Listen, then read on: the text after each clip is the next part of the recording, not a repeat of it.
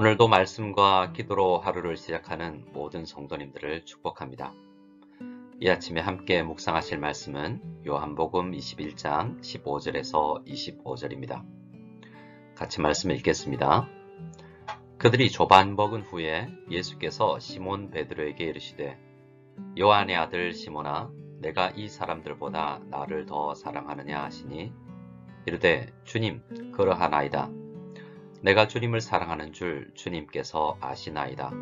이르시되 내 어린 양을 먹이라 하시고 또 두 번째 이르시되 요한의 아들 시몬아 내가 나를 사랑하느냐 하시니 이르되 주님 그러하나이다. 내가 주님을 사랑하는 줄 주님께서 아시나이다.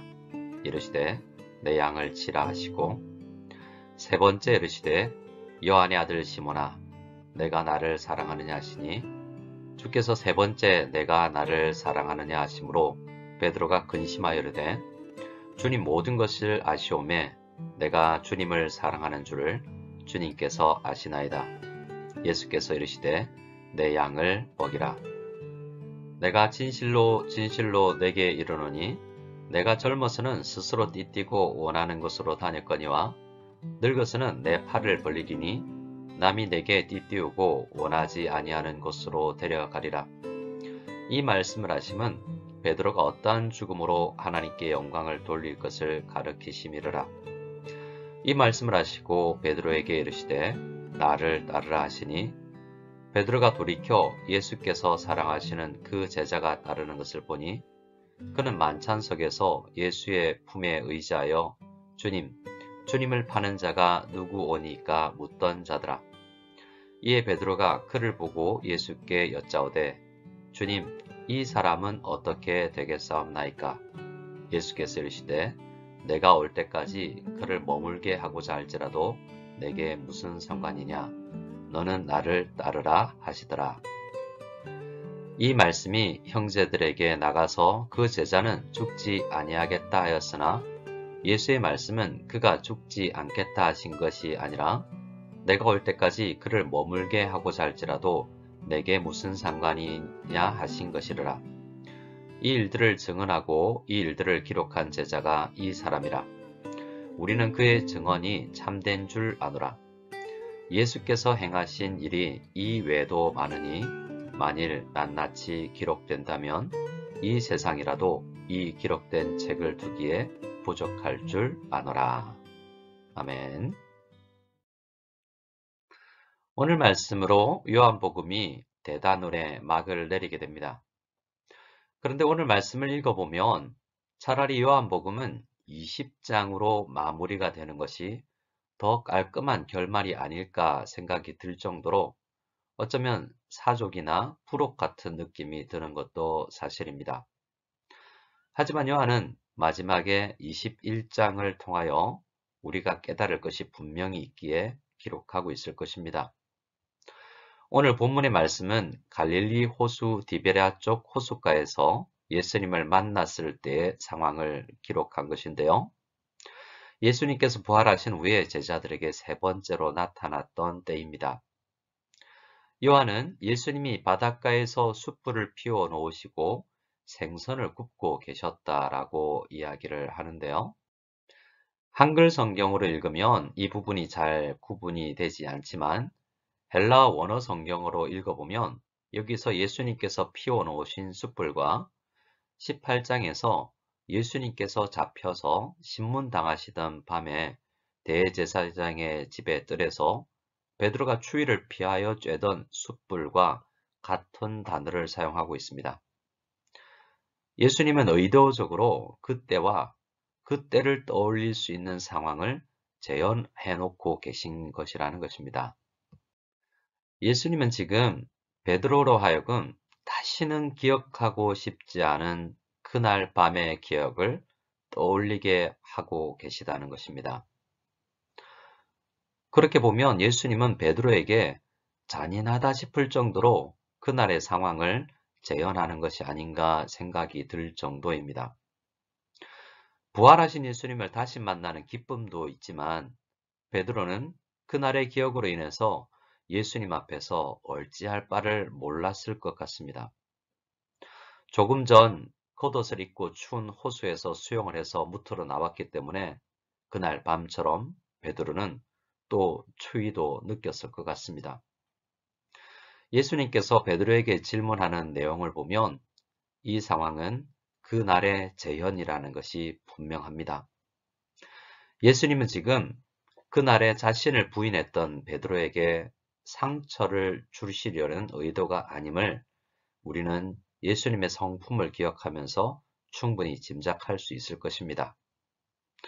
베드로가 예수님을 부인한 것으로 인하여서 괴로워하고 있다는 것을 잘 아시고 앞으로 목양의 사역을 해 나가야만 하는 베드로가 그 날의 문제를 해결할 수 있도록 하기 위해서 베드로를 위해서 배려하고 계신 것입니다. 앞선 12절의 말씀을 보면 제자들과 예수님은 화기애애한 대화를 나누면서 조반을 먹은 것 같지는 않습니다. 제자들은 예수님을 버리고 도망했던 그날 밤의 기억으로 인해서 어쩔 줄을 모르는 긴장한 마음과 또 오병이의 기적이나 유월절 밤의 성만찬에 그 행복했던 풍성한 식탁을 떠올리며 예수님과 함께 조반을 먹었던 것 같습니다. 아주 복잡한 마음의 상태였다는 것이죠. 조반을 먹으면서 혹은 조반을 먹은 이후에 예수님과 제자들 사이에 여러 대화가 있었는지도 모릅니다. 이후에 요한이 설명하는 것처럼 요한복음에 기록되지 않은 다른 이야기들도 많이 있었으니까요. 그런데 요한은 지금 다른 제자들도 있지만 예수님께서 베드로와 나눈 대화를 우리에게 소개를 합니다. 다른 제자들은 예수님을 버리고 도망했을 뿐이지만 베드로는 대제사장의 집에 뜰까지 가서 예수님을 모른다고 3번이나 부인했었고요. 그리고 마지막 3번째는 저주의 말을 하면서까지 예수님을 부인했던 뼈아픈 기억이 있는 제자가 아닙니까?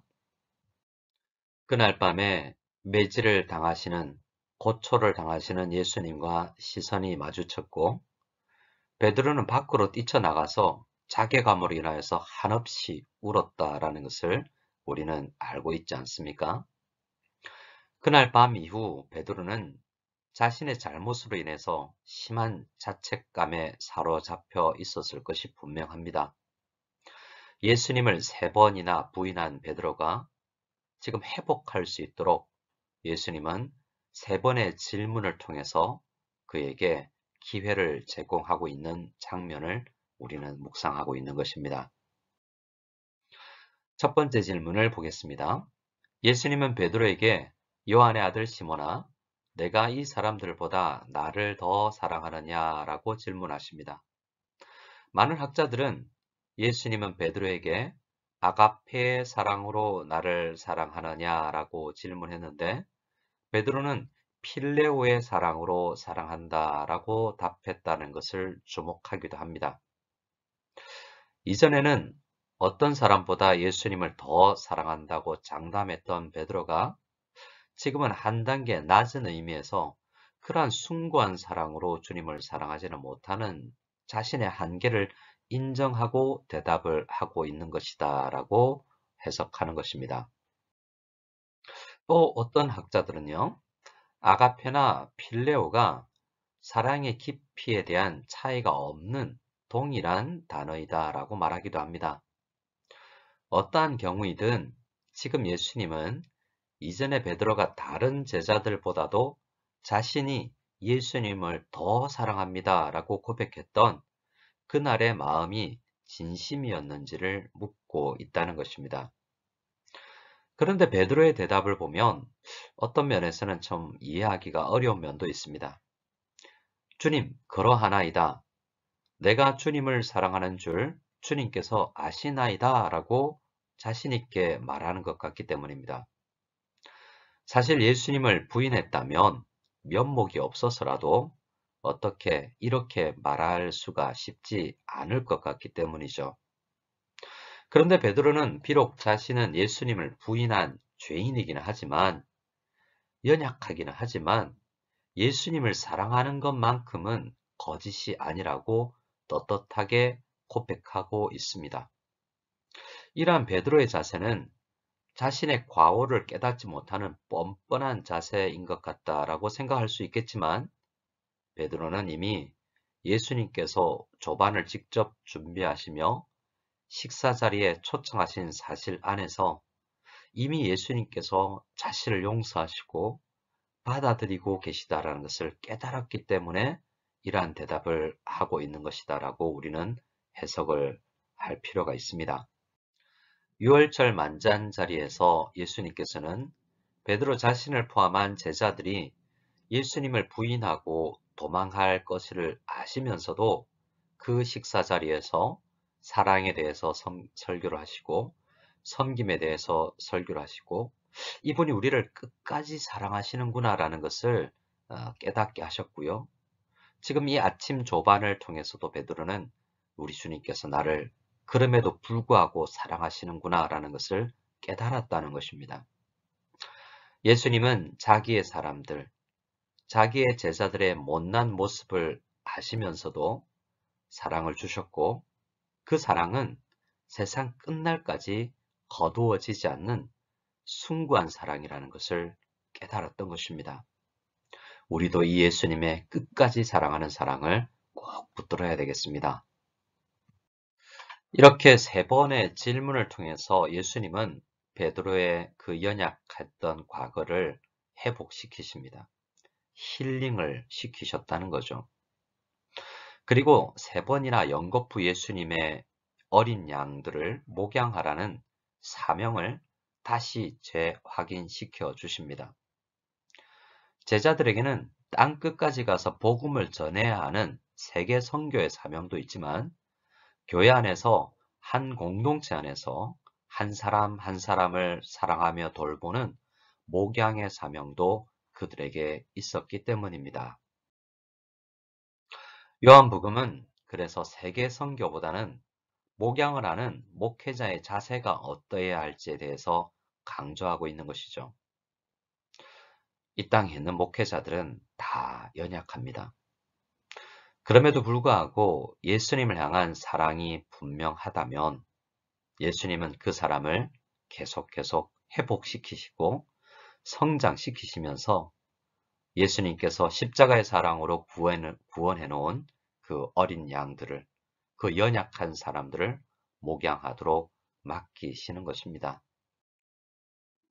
18절 말씀에 대한 해석도 다양한데요. 어떤 사람들은 19절에 베드로가 어떠한 죽음으로 하나님께 영광을 돌릴 것을 가르치심이라는 말로 인해서 베드로가 목양의 사역을 감당하다가 십자가에서 팔 벌리고 순교할 것이라는 것을 예언하는 말이다라고 해석을 하기도 합니다.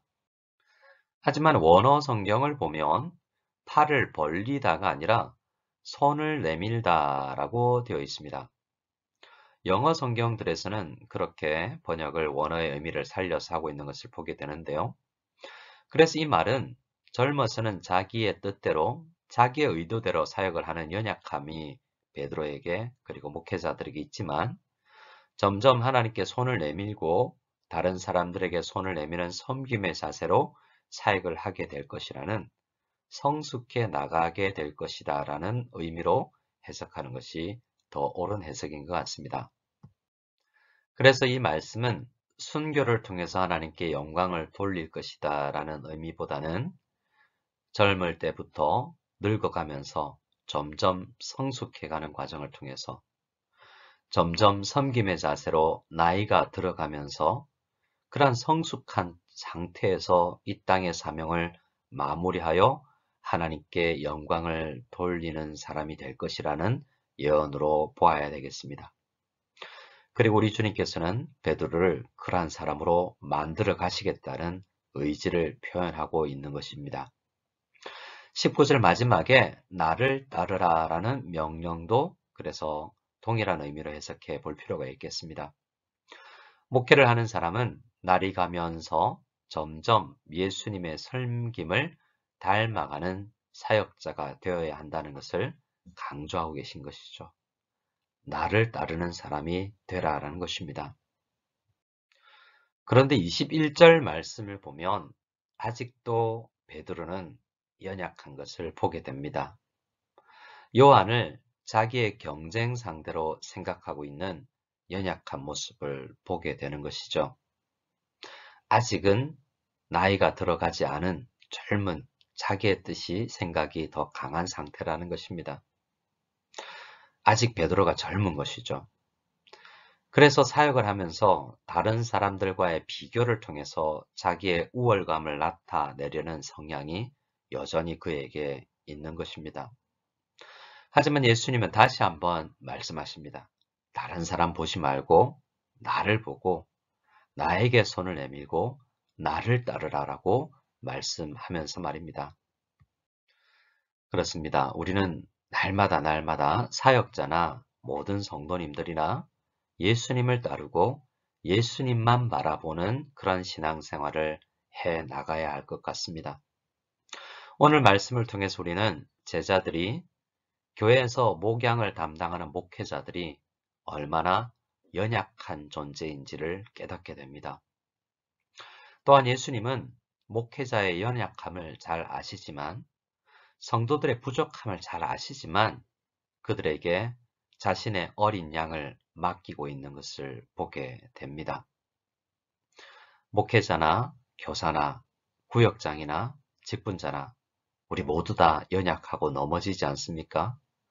때로는 비교하고 내가 저 사람들보다는 더 낫다고 우월의식을 가지게 되기도 하고 때로는 자괴감을 가지기도 하지 않습니까? 우리가 모두가 연약한 사람들이지만 예수님을 바라보면서 나가기를 원합니다. 넘어질 때면 다시 주님께 손을 내밀고 예수님의 손을 붙잡고 일어나서 회복하여서 이 목양의 사명과 주어진 사역들을 끝까지 해나가야 하는 것을 깨닫게 됩니다. 나이가 들어가면서 점점 성숙해 가기를 기도해야 할 것입니다. 우리를 연약함에도 불구하고 끝까지 사랑하시는 주님만 바라보는 우리 모두가 될 수 있기를 원합니다.